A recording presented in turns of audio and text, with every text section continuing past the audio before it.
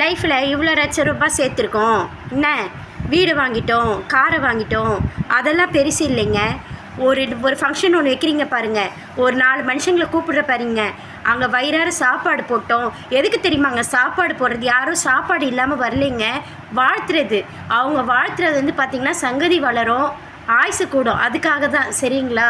அப்படி இல்லைன்னா கூப்பிடாங்க தயவு செஞ்சு. ஏன்னா சாப்பாடு விஷயத்தில் வந்து பார்த்தீங்கன்னு வச்சுக்கோங்க, கஜதனை பண்ணுறது, ஸ்டேட்டஸ் பார்க்குறது அப்படிலாம் இருக்காதீங்க. சரிங்களா? யாரும் சாப்பாடு இல்லாமல்லாம் வரலைங்க, அதை வயிற்று கீழே போனால் நரகங்க. சரிங்களா? சாப்பிட்ற விஷயத்தில் அது மாதிரி பண்ணாதீங்க, யாராக இருந்தாலுமே சரி. அது ஒரு சைக்கோ கேரக்டர் மாதிரி. வயிறார போட்டு வயிறார வாத்துங்க. சொத்து சேர்க்குறதுலாம் பெருசு இல்லைங்க. ஒரு மனுஷங்களுக்கு நம்ம உதவி செய்கிறது, இந்த சாப்பாடு போடுறது, ரத்த தானம் பண்ணுறது, இதெல்லாம் தாங்க பெருசு. மனித தயவு செஞ்சு வளர்த்துக்கோங்க. சரிங்களா?